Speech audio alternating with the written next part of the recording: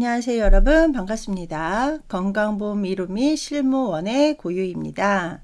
자, 이번 주는 어떤 걸 공부를 해볼 거냐면요, 제4장 의료 전달 체계 및 요양급여 신청, 그리고 2교시에는 제5장 의료 수가 및 진료비 본인 부담에 대해서 살펴보는 시간을 가질까 해요.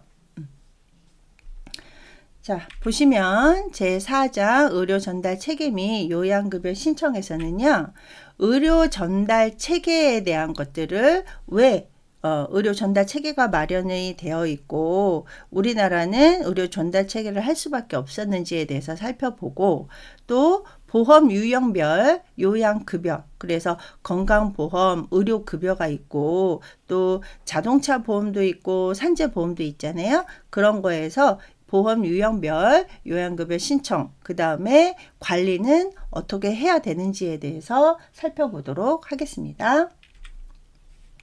자, 의료 전달 체계는 일단 의료 전달 체계를 이제 공부하기 전에 우리나라는 이제 그 각자의 책임 아래 보건 의료를 실시를 해야 된다라는 좀 자유방임형 국가에 해당이 돼요.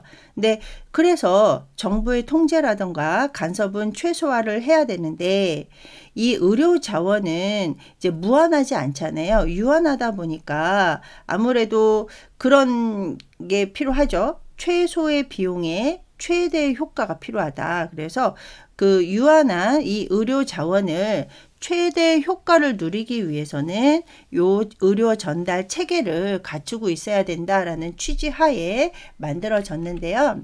일단 의료 전달 체계는 의료 자원을 효율적으로 공급할 수 있어야 되고, 그 다음에 대형 병원의 집중화가 되는 것을 방지를 해야 되고, 그 다음에 의료기관 간의 균형적인 발전, 그래서 우리 의료기관은 의원, 병원, 종합병원, 그리고 종합병원에서도 상급 종합병원이 있잖아요. 그런 각각의 의료기관이 균형적으로 발전을 하기 위해서는 이 의료 전달 체계가 필요하다라는 얘기인데요. 우리는 이제 건강보험이 있고, 여기 보시면 건강보험이 있고요. 의료급여가 있죠. 그래서 건강보험은 우리 그 4대 보험, 5대 보험 안에 들어가는 거고, 의료급여는 이제 공공부조에 해당이 되다 보니까 이제 건강보험은 조금 더 이제 선택의 폭이 넓어지죠. 그래서 1단계, 2단계로 진료 체계가 이루어져 있고요. 의료급여 같은 경우는 1단계부터 3단계로 해가지고, 이제 1단계는 보통 이제 의원급에 해당이 되는 거고, 2단계는 병원, 종합병원, 그 다음에 3단계는 이제 상급 종합병원, 이런 식으로 체계적으로 운영을 하도록 의료 전달 체계가 만들어져 있습니다.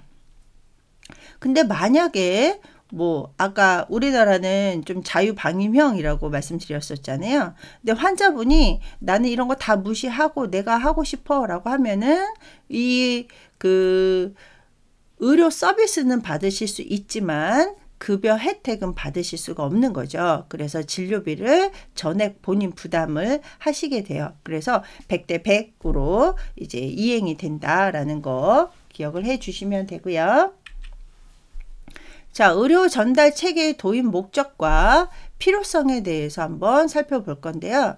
우리나라가 의료 전달 체계를 도입할 수밖에 없는 이유 중에 하나가 이 의료기관 기능을 구분하기 위해서, 우리 앞에서 의료기관을 살펴볼 때 의원급은 주로 외래 환자를 담당을 하고, 병원급 종합병원 는 이제 그 입원 환자, 그리고 난이도가 높을수록 이렇게 의원 기관을 구분을 해 놨기 때문에 의료 전달 체계도 마찬가지로 이제 외래급 환자다 그러면 1단계 의료를 혜택을 받아야 된다라는 얘기죠. 근데 외래에서 충분하게 그 진료를 받을 수도 있는데도 불구하고 막 상급 종합병원으로 가게 되면 의료기관의 기능을 구분해 놓은 이 목적에 부합하지 않기 때문에 이렇게 전달 체계를 이제 도입을 하게 된 거고요. 그 다음에 여기 보시면 의료기관의 그 지역 간 균형 유지, 뭐 다른 것도 마찬가지죠. 그래서 이제 지역 간에 이제 의원급, 병원급, 상급 종합병원급을 이제 균형적으로 유지하기 위해서도 의료 전달 체계가 필요하다라는 얘기고요. 이 지역 간 균형을 유지를 하면 지역 내 그 의료 충족도도 개선이 되겠죠. 그래서 이런 것들이 다 그 의료 전달 체계의 도입 목적에 들어가요.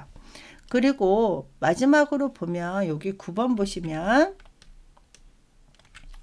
의료비 절감과 의료 재정의 안정화도 우리 도입 목적에서 빼놓을 수 없는 목적인데요.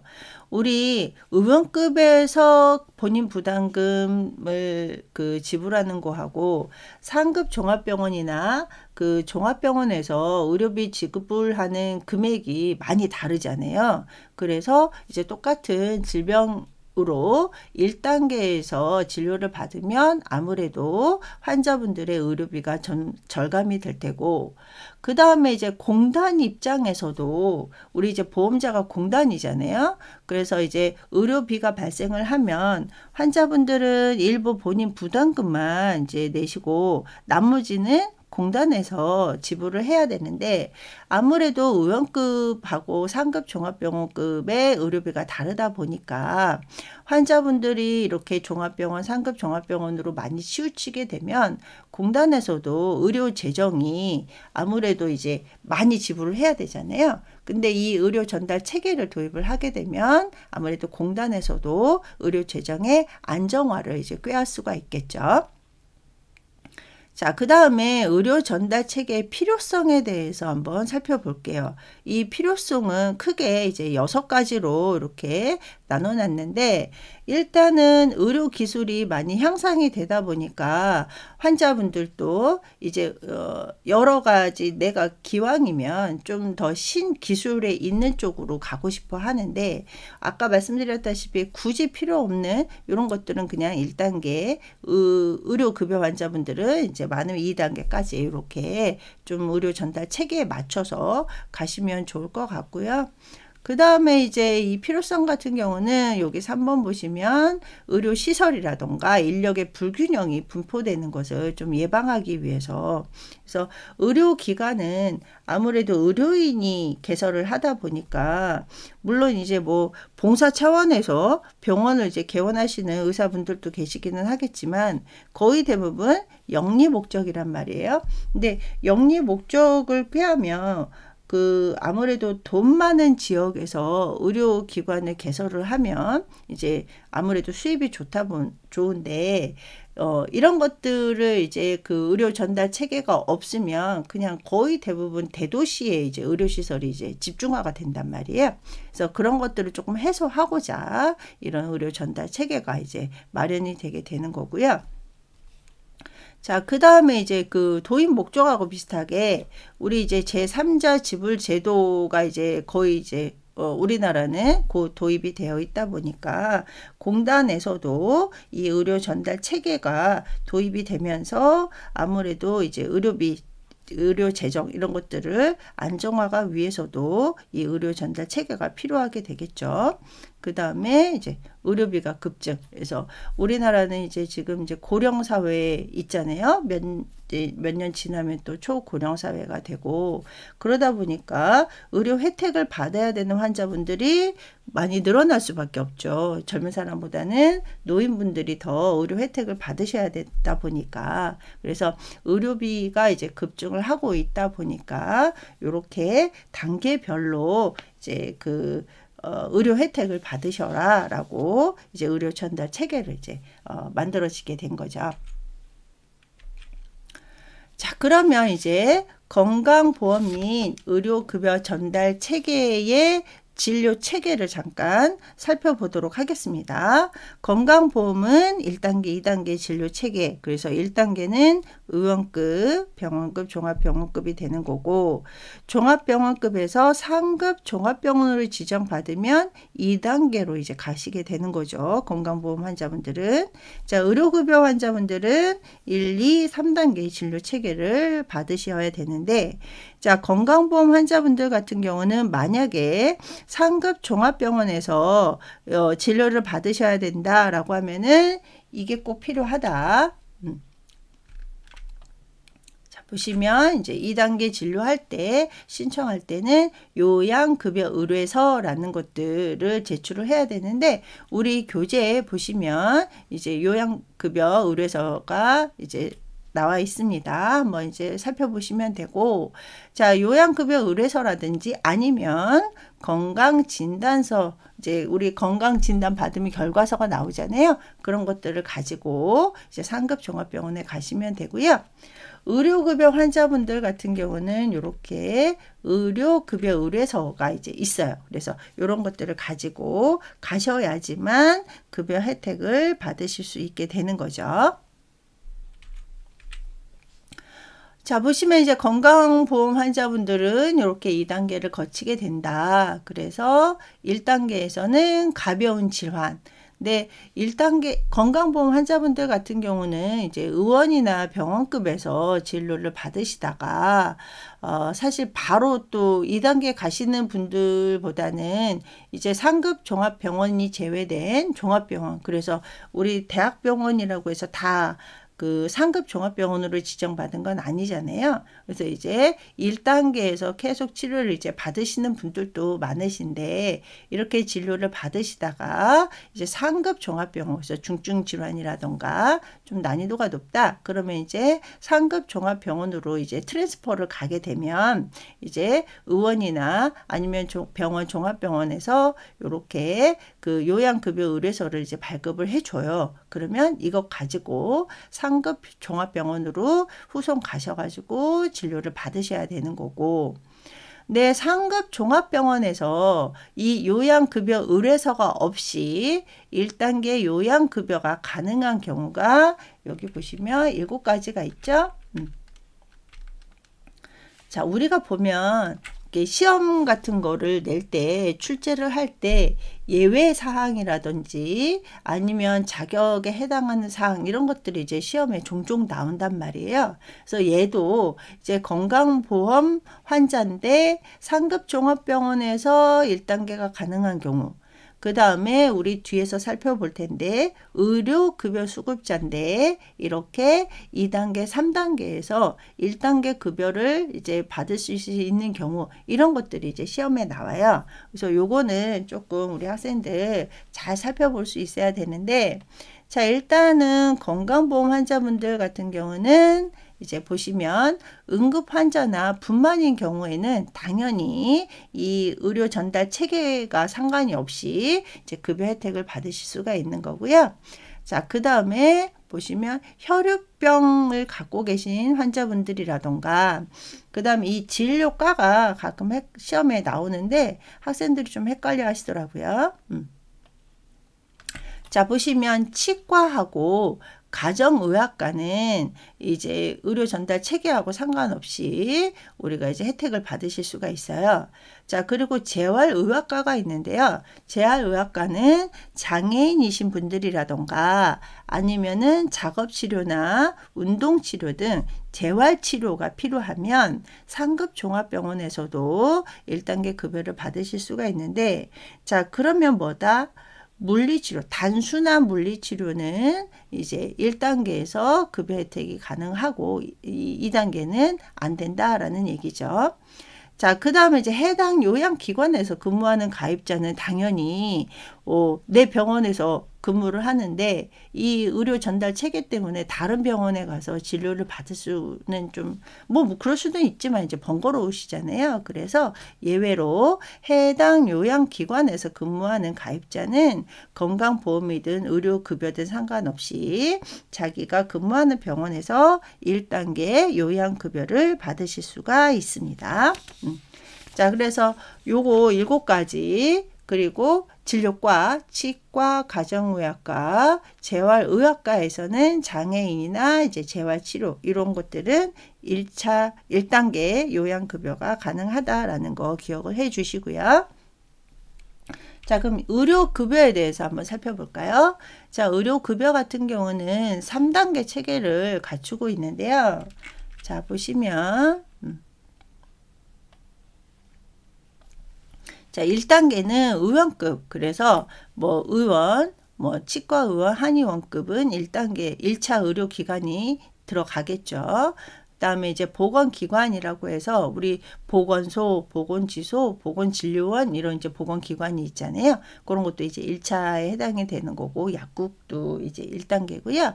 자, 그다음에 2차 의료기관은 이제 병원급 종합병원. 그래서 상급 종합병원으로 지정되지 않은 병원은 이제 2차 의료기관에 해당이 됩니다. 자, 그리고 3차 의료기관은 상급 종합병원이겠죠. 그래서 지금 현재 상급 종합병원으로 운영되고 있는 기관은 45개 기관으로 되어 있습니다. 그리고 이제 앞에서 건강보험 환자분들이 상급 종합병원에서 1차 급여가 가능한 경우 7가지 살펴봤는데요. 자, 의료급여 수급자분들 같은 경우는 2차, 3차 의료기관에서 1차 급여가 가능하신 경우가 이렇게 좀 더 많죠. 11가지에 해당이 됩니다. 자, 얘를 좀 살펴보면 자, 응급 환자하고 분만인 경우는 당연히 1차 급여가 뭐 건강보험이든 의료급여든 다 해당이 되고요. 자, 그 다음에 그 의료급여 환자분들이신데 희귀난치성 질환자분들, 희귀난치성 질환자분들은 산전특례 뭐 대상자도 되시고 또 2차, 3차에서도 이제 혜택을 받으실 수가 있습니다. 자, 그 다음에 이제 4번 보시면 이게 뭐 해당 요양기관에서 근무하는 가입자 같은 경우는 사실 의료급여 수급자신데 이런 분들이 계실까 싶기는 한데 뭐 계실 수도 있겠죠. 그런 분들도 당연히 1차 급여를 받으실 수 있다라고 되어 있고요. 자, 장애인 중에 그 장애인 보장구 지급을 이제 신청하시는 분들이 계시잖아요. 우리 이제 장애인 보장구가 이제 한 89가지 정도가 되는데 이 보장구를 이제 지급을 신청을 할 때는 아무래도 의원급보다는 병원급에서 하는 경우가 많다 보니까 이럴 때도 2차, 3차에서도 1차 급여가 해당이 된다라는 얘기고요. 자, 그 다음에 여기 6번 보시면 감염병 확산 등 긴급한 사유가 있다. 긴급한 사유가 있다라고 복지부 장관이 고시한 기준에 해당이 되면 이제 그 의료 전달 체계하고 상관이 없이 2차, 3차 의료기관에서도 1차 급여를 받으실 수가 있고요. 자, 재활의학과는 아까 건강보험하고 똑같죠. 장애인이시거나 아니면 재활치료 받으시는 분들. 자, 그 다음에 또 여기 보시면 우리 건강보험은 혈우병 환자분이었죠. 근데 이제 의료급여 같은 경우는 한센병 환자분들이라던가 등록된 장애인이시라던가. 자, 10번 보시면 국민건강보험 시행령에 해당하는 지역 같은 경우는 이제 2차, 3차가 된다라고 하는데, 요게 이제 그 해당 지역이 지정된 지역은 그 해당 지역에 해당하는 수급권자이신 분들은 2차, 3차에서 1차 급여를 해당을 이제 받으실 수가 있고요. 자, 그 다음에 11번 보시면 상위 등급을 받으신 분들 있잖아요. 뭐 국가유공자나 이러신 분들 같은 경우도 이제 그 2차, 3차에서 1차 요양급여를 받으실 수가 있습니다. 그래서 건강보험 7가지, 의료급여 11가지 정도는 우리 학생들 시험에 종종 잘 나오는 거기 때문에 좀 기억을 해 주시면 좋을 것 같고요. 자, 절차를 살펴볼게요. 그래서 건강보험 환자분들 같은 경우는 1차에서, 그러니까 의원급, 병원급, 종합병원급에서 1차 진료를 받으시죠. 그러니까 의원에서 종합병원으로 왔다 갔다 할 때는 굳이 이 요양급여 의뢰서가 필요 없다. 그리고 또 건강보험 환자분들은 꼭 의원에 갔다가 종합병원에 가야 되는 이런 경우는 아니죠. 그냥 처음부터 상급 종합병원이 아닌 종합병원에서 진료를 받아도 이게 1차 진료에 해당이 되고요. 상급 종합병원으로 가셔야 될 때만 이렇게 그 1차 의료기관에서 요양급여 의뢰서를 발급을 받으셔야 되고, 아니면은 건강진단 결과서를 지참을 하고 상급 종합병원으로 트랜스퍼를 가셔야 되겠죠. 자, 그 다음에 의료급여 같은 경우는 약간 건강보험 환자분들보다는 좀 복잡한데요. 자, 1차 의료급여 기관에서 진료를 받았어요. 그래서 1차 의료급여 기관은 의원급, 보건기관급, 약국 이런 곳이죠. 그래서 이 1차 의료기관에서 2차 기관으로 그래서 병원급, 종합병원급으로 가시게 되면 이렇게 이송이 되죠. 그래서 의료급여 의뢰서를 지참을 하고 가시게 돼요. 그래서 의원급에서 진료를 받고 예를 들어서 종합병원으로 가셨다. 내 종합병원에서 치료를 받으시고 이제는 이제 뭐 통원 치료가 가능하다. 그러면은 회송서를 써줘요. 종합병원에서. 그러면 다시 회송서를 가지고 의원급에서 이렇게 통원 치료를 받으셔야 되는 이런 절차가 필요하고요. 또 2차에서 종합병원급에서 이제 치료를 받으시다가 상급 종합병원의 치료가 필요하다. 그러면 다시 2차에서 이렇게 의료급여 의뢰서를 이제 써주겠죠. 그럼 이제 이송이 가게 되고 상급 종합병원에서 치료를 하다가 이제 2차 의료기관 병원급이나 종합병원에서도 충분하게 치료를 할 수 있다. 그러면은 상급 종합병원에서도 회송서를 써주면 다시 2차로. 그러니까 의료급여 환자분들 같은 경우는 이제 치료가 상급 종합병원에서 마무리가 되는 게 아니라 이제 상급 종합병원에서 꼭 필요한 치료를 받으면 다시 2단계로, 2단계에서 다시 1단계로 이렇게 치료 과정이 약간 건강보험 환자분들의 절차보다 좀 다르다라는 거 기억을 해 주시고요. 자, 그 다음에 이제 건강보험 요양급여를 신청을 해야 된다라고 하면 아까 말씀드렸다시피 신분증이라던가 건강보험증을 꼭 제출을 해야 돼요. 건강보험증을 제출을 해야 되는데 만약에 신청한 날 못했다. 그러면은 뭐 예를 들어서 요즘 신분증 갖고 다니는 분들 많지가 않잖아요. 예. 저 같은 경우도 어떨 때는 갖고 다니는지 안 갖고 다니는지도 잊어버릴 때가 있는데 그래서 이럴 때는 꼭 14일 이내에 제출을 하면 이제 그 신청한 날로부터 이렇게 제출한 것으로 본다라고 이제 유효 기간이 제출 유효 기간이 14일이 되는 거죠. 자, 그 다음에 의료급여 수급자 같은 경우는요, 그 의료급여 의뢰서를 이제 제출을 해야 되는데, 만약에 이제 당일날 못 갖고 갔다 그러면은 7일 이내에 발급을 받아서 이렇게 2단계, 3단계 의료기관에 꼭 제출을 할 수 있어야 됩니다. 당연히 유효기간이 7일인데요. 중간에 공휴일이 들어갔다 그러면 그 날은 제외한 7일이 해당이 되겠죠. 자, 이렇게 설명을 다 드렸음에도 불구하고 의료 전달 체계를 뭐 무시를 했다 아니면 이행을 못했다 그러면은 우리는 뭐 의료 서비스를 받으실 수 없습니다 라고는 이제 말씀을 못 드리잖아요. 당연히 서비스는 제공을 해야 돼. 진료비 부담은 전에 수진자가 부담을 해야 된다라는 것들을 이제 설명을 하고 우리가 코딩을 할 때 100대 100 전인 부담 코드가 있어요. 네, 그 코드를 꼭 입력을 하실 수 있어야 되겠죠. 안 그러면 나중에 이제 다 뭐 삭감이 되거나 이럴 수 있으니까 이거는 좀 주의하실 수 있어야 됩니다. 자, 그 다음에 잠깐 산재보험 환자하고 자동차보험 환자분들의 신청 절차라든지 체계에 대해서 살펴볼게요. 우리 산재보험, 자동차보험은 뒤에서 좀 살펴볼 건데 여기서 보시면 산재 혜택을 받으시려고 하시는 분들 그러니까 업무상으로 질병이 발생을 했거나 아니면 부상을 입으셨거나 그러면은 이분들은 꼭 여기 보시면 내가 소속된 사업장이 어디다.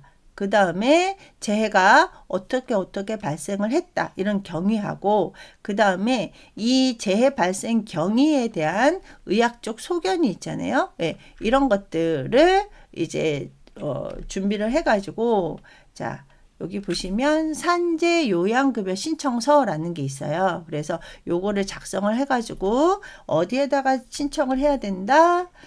근로복지공단에다가 예, 신청을 해야 돼요. 앞에 건강보험 의료급여는 이제 국민건강보험공단이었잖아요. 근데 산재는 근로복지공단에다가 신청을 하셔야 되고, 또 산재병원 같은 경우는요, 산재 지정 병원이 있어요. 그래서 의료 전달 체계하고 상관없이 산재 지정 병원에서 혜택을 받으시게 되는 거죠. 그래서 산재 환자분들 같은 경우는 일단 이제 응급조치 후에 병원을 후송을 하는데요. 이제 병원 후송할 때 이제 가장 좋은 거는 산재 지정 의료기관으로 지정된 병원으로 후송을 하셔야 되겠죠. 자, 그 다음에 이제 후송을 한 후에 이 산재 요양급여 신청서를 작성을 하고, 자, 세 군데다가 제출을 하셔야 돼요. 일단은 근로복지관리공단에다가 제출을 하셔야 되고, 해당 산재 지정 병원에다가도 이 요양급여 신청서를 제출을 해야 되고, 또 소속 사업장, 회사에다가 각각 제출을 하셔야 됩니다. 왜냐하면 산재보험 같은 경우는 그 보험료를 사업주가 100% 부담을 하잖아요. 그래서 사업주가 오케이를 해야 되기 때문에 이렇게 세 군데다가 각각 산재 요양급여 신청서를 신청을 해야 되고요. 자, 업무상 재해 여부 확인은 이제 공단에서 7일 이내에 이분은 산재다라고 이렇게 승인 여부를 통지를 해 줘야 됩니다. 자, 그 다음에 자동차 보험 환자분들 같은 경우는요, 자동차 지정 병원이 별도로 없어요. 네, 그리고 자동차 보험 환자분들 같은 경우는 진료 체계도 없어요. 근데 병원은 일단은 뭐 의원급으로 올 수도 있고, 뭐 병원 종합병원, 상급 종합병원으로 올 수도 있는데, 우리는 꼭 뭘 챙겨야 되냐면 그 자동차 보험 회사의 지불 보증을 꼭 받으실 수 있어야 됩니다. 그래서 지불 보증을 받고 진료를 한 후에는 진료비를 자동차 보험에다가 청구를 하는 게 아니라 심평원에 청구를 하게 돼요. 그래서 심평원에서 청구를 해서 우리는 이제 병원에서는 이제 그 진료비를 지불을 받는데, 나머지는 이제 보험회사에서 이제 지불을 하게 되는 거죠. 그래서 산재보험 환자하고 자동차 보험 환자분들 같은 경우는 이런 이제 의료 전달 체계가 아니라 이제 그 보험자 자체가 다르고 지불해 주는 곳이 다르다 보니까 이렇게 조금 차이가 있습니다. 자, 마지막으로 우리가 이제 요양급여 신청할 때, 그 다음에 이제 그 급여 제한 여부도 굉장히 중요하죠. 무조건 이제 환자나 보호자분들 말만 듣고 이제 신청을 하시면 안 되기 때문에 이런 것들, 그리고 요양급여 의뢰를 할 때 필요한 이제 그 의뢰서라든지 뭐 결과서, 회성서에 대해서 잠깐 보고 이제 마지막으로 수급자 자격 관리를 한번 살펴볼 건데요. 자, 요양급여 신청을 하게 되면 일단은 건강보험증이나 신분증을 꼭 제출해야 되는데, 우리 건강보험은 며칠 이내에 제출할 수 있다? 14일 이내에 제출할 수 있다. 그리고 의료급여 환자분들 같은 경우는 의료급여 의뢰서를 발행일로부터 7일 이내에 꼭 2차, 3차 의료기관에다가 제출을 할 수 있어야 되고요. 자, 그 다음에 이제 중요한 게 급여 제한 여부 조회거든요. 그래서 우리 이제 의료기관은 열심히 진료를 해주고 나중에 진료비를 못 받으면 안 되잖아요. 그래서 우리가 청구를 할 때 이 꼭 의료급여 제한 여부를 조회를 하고 환자한테 환자한테 부담을 받을 건지 공단에다가 신청을 할 건지, 아니면은 아까 뭐 예를 들어서 뭐 자동차 보험이면 이제 자동차 보험 회사에서 지불 보증을 받을 건지, 이런 것들을 분명하게 이제 명시를 해 놓을 수 있어야 되겠죠. 자, 의료기관은 급여 제한 여부를 이제 병원에서 직접 확인을 할 수가 없잖아요. 이런 것들을 이제 그 관리공단에다가 의료급여 제한이 되는지 안 되는지 조회를 해달라라고 신청을 하게 돼요. 그러면 건강보험관리공단은 7일 이내에 그 급여의 제한 여부를 결정을 해서 의료기관에 통보를 해줍니다. 그래서 일단은 치료를 하고 있다가 통보를 받게 되면 이 통보 받은 대로 우리가 이제 그 진료비를 신청을 하시면 되겠죠. 자, 그 다음에 이제 우리가 그 해당하는 급여의 필요한 서류 이런 것들을 잘 첨부를 해 놓을 수 있어야 되잖아요. 그래서 건강보험 환자분들 같은 경우는 요양급여 의뢰서라든지 건강검진 결과서가 잘 구비가 되어 있는지 꼭 확인을 하셔야 되고, 의료급여 환자분들 같은 경우는 1단계, 2단계, 3단계가 있잖아요. 근데 이송만 하는 게 아니라 회송도 한다라고 아까 말씀드렸었습니다. 그래서 요양급여 회송서가 잘 구비가 되어 있는 건지, 의료급여 의뢰서는 이제 잘 맞게 제출을 해 주셨는지 이런 것들을 확인하실 수 있어야 되고요. 자, 마지막으로 이제 환자분들, 고객이 내원을 하면 이제 원무 접수 직원은, 그러니까 거의 이제 우리가 되겠죠, 그죠? 우리 같은 경우는 유형별, 그래서 건강보험인지 의료급여인지 자동차 보험인지 산재인지 이런 것들을 잘 확인을 하고 점검을 해서 필요한 서류들이 누락되는 일이 없도록 이제 하시고, 그 다음에 누락이 되어 있다 그러면은 이런 서류가 필요하다라는 제반 사항에 대해서 환자분이나 보호자분들한테 정확하게 안내를 해 드릴 수 있어야 되겠죠. 특히 우리 같은 경우는 또 의료기관 종별 가산율이라든지 아니면은 이제 필요한 서류라든지 이런 것들이 다 다르다 보니까 정확하게 보험 유형별 급여 기준이라든지 신청 절차에 대해서 정확하게 숙지하고 있어야 된다라는 거 꼭 기억을 하시고요. 자, 그러면 1교시는 이렇게 마무리를 하고 잠시 쉬었다가 2교시 시작하도록 하겠습니다.